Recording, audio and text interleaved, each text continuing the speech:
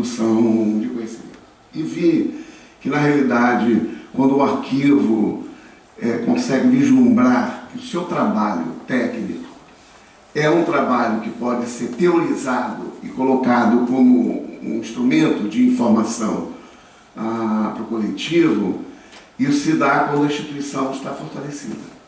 Se a instituição é frágil, né, em termos de estrutura, de pessoal, ele mal tem tempo de organizar a documentação para poder atender às emergências que vão surgindo.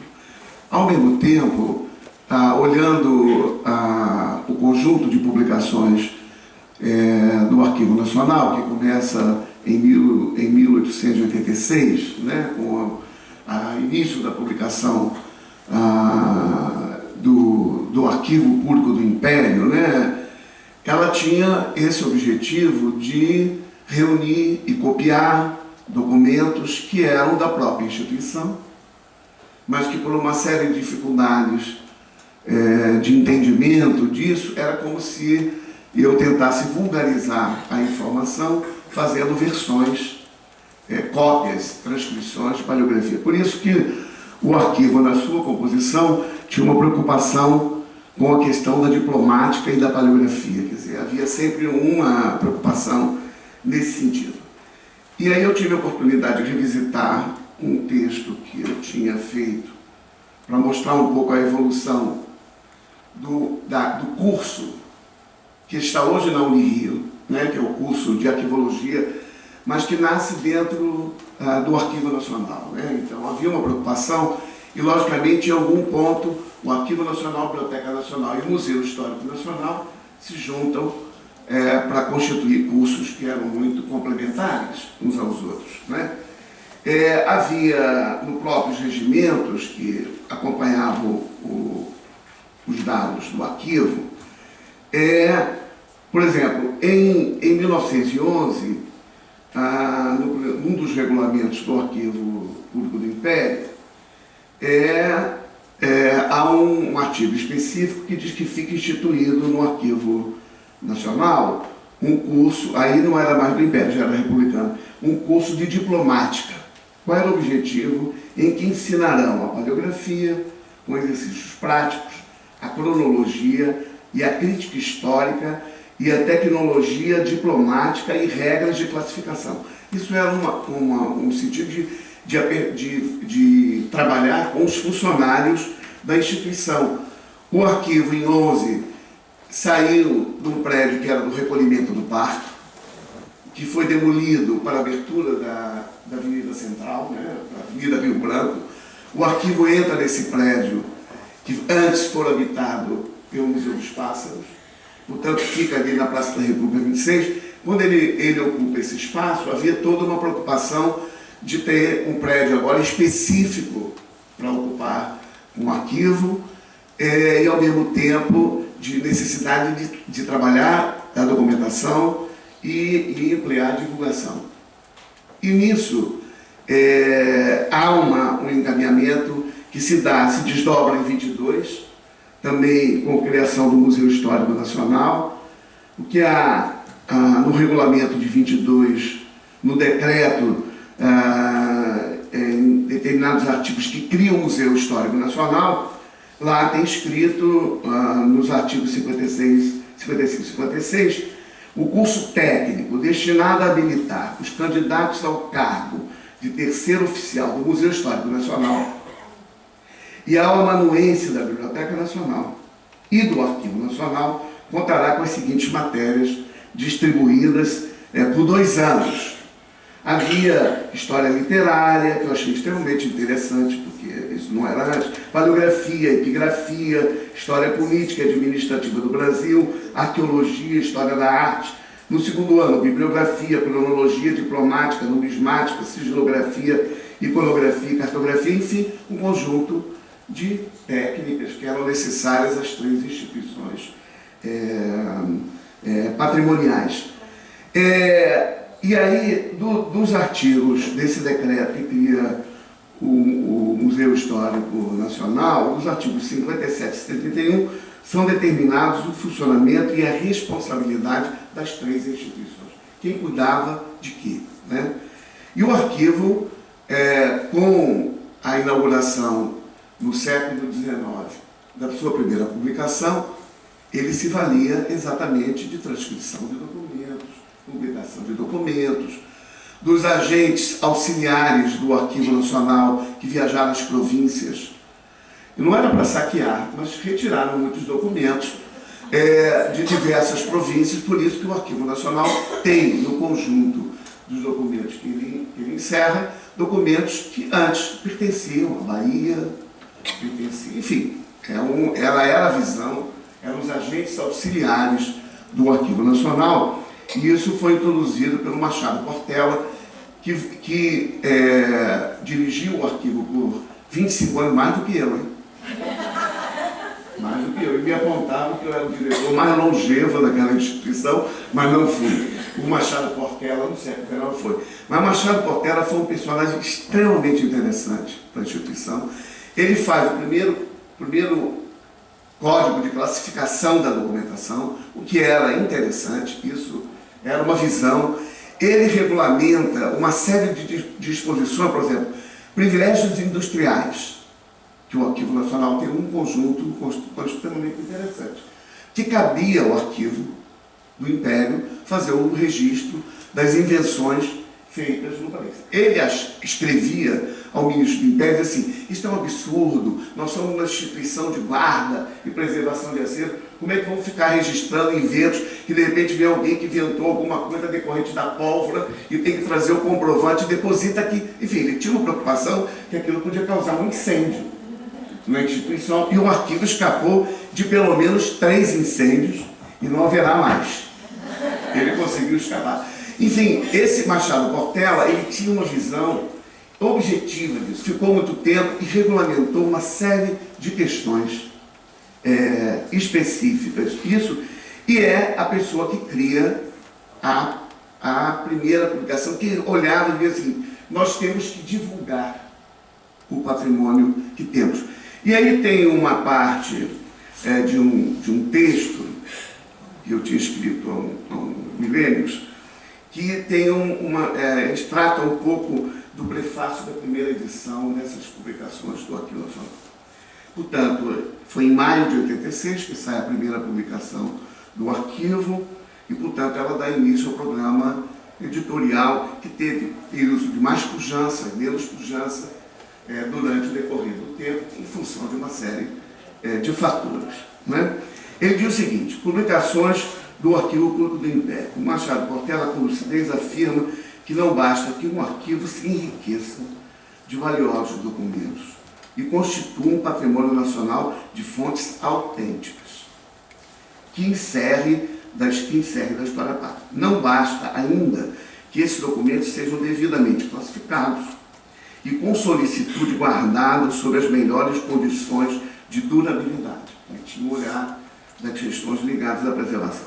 Jamais passará ele de um tesouro soterrado se não prestar aos estudiosos, aos historiadores, aos políticos, à administração do Estado e até aos simples curiosos a utilidade que pode e deve prestar. Para isso, o meio mais direto e eficaz é não só proceder a circunstanciar o inventário, e tinha uma preocupação que tinha que haver controle, né, sobre... Embora a massa documental dele eram 3 armários, né? Então, 3 armários era a massa documental. Acho que a gente fica tendo... Como esse cara tem tanta dificuldade de controlar, porque tem meio de 3 armários, e hoje a gente tem que controlar quilômetros. Mas, enfim, era um olhar dele, de procedência circunstancial, organizar bons catálogos e índices para dar-nos a estampa e publicar inéditos e interessantes, e notícias de tudo que possuir merecimento histórico. Ou seja, ele tinha essa visão, mas ele tinha um olhar também. Eu acho que ele era um dos diretores do século XIX, foi um personagem, no meu entender, avançado, e acho que merecia que em algum momento se estudasse essa questão. E aí, mais adiante, tem uma nota dada pelo Vilhena de Moraes, que nem não tão lúcido foi, né? E dirigiu o arquivo por 20 anos, é o terceiro mais longevo diretor do arquivo, mas que ele tinha uma visão um tanto diferente do que seria guardar e preservar. Mas ele reclama, diz assim, ele diz o seguinte, o Arquivo Nacional já contou até com o concurso de uma oficina gráfica própria. O arquivo tinha, durante muitos anos, uma bibliotipia. Então lá eram produzidos, tinham os tipos, compunha-se das publicações, compunha-se uma série de edições e tinha os ferros de marcador para encadernação. Durante muito tempo funcionou. Quando eu estiver falando de mel, vocês me informam que eu canto para subir. Vamos lá adiante. E aí é o que ele diz o seguinte: quando houve a determinação do governo da unificação dos serviços gráficos na imprensa nacional, desativaram a gráfica do arquivo. Então o arquivo antes poderia produzir uma série de textos e deixou de fazer porque não tinha mais. O arquivo só passou a ter uma unidade gráfica no tempo do Raul Lima. Raul Lima era um jornalista. Ele tinha um olhar sobre o arquivo da disseminação, que era importante disseminar, e criou uma publicação simples, feita em casa. Primeiro eram datilografados os textos num template, depois aquilo era rodado num mimeógrafo, e assim foi até ter uma linotipo que produzia com chapas que eram produzidas e mandadas para fora para fazer. E o arquivo tinha essa gráfica, e durante 12 anos o arquivo publicou um livro, um opúsculo mês. Portanto, foram produzidos 140 exemplares durante essa gestão. Ele tinha esse olhar porque servia para divulgar o que o arquivo estava fazendo. Sempre no mês de fevereiro publicava um relatório da instituição. Ele convidava o pesquisador que estava fazendo, tinha uma sessão, quem está pesquisando o quê, para aproximar os pesquisadores. Enfim, era muito simples. A maneira eu datilografei muitos textos para o mensário, porque precisava, de vez em quando, ajuda. Quem pode ajudar? Eu sempre fui muito voluntário, né? No sentido de contribuir com a instituição. E aí, isso depois também foi com o tempo, foi caindo em desuso, acabou quando o Cirilo entrou nos anos 80, antes de criar a revista Acervo em 1986, ela não quis produzir mais o mensário. E eu fiquei vasculhando a página do arquivo. É uma pena, acho que o arquivo está devendo digitalizar todo o conjunto dos mensários e botar no ar, porque é um período diferente, porque numa instituição tinha uma coisa, um periódico de poucas páginas que era publicado religiosamente, mensalmente. Não tinha atraso. E aí começou a produzir em casa, e aí era mais fácil, tinham sempre 2 pessoas que se dedicavam àquilo, e de vez em quando recebiam contribuições, ou para fazer um índice, enfim. E aí havia um estímulo para que algumas pessoas cooperassem. E não era muita gente. O arquivo não tinha tanta gente. Mas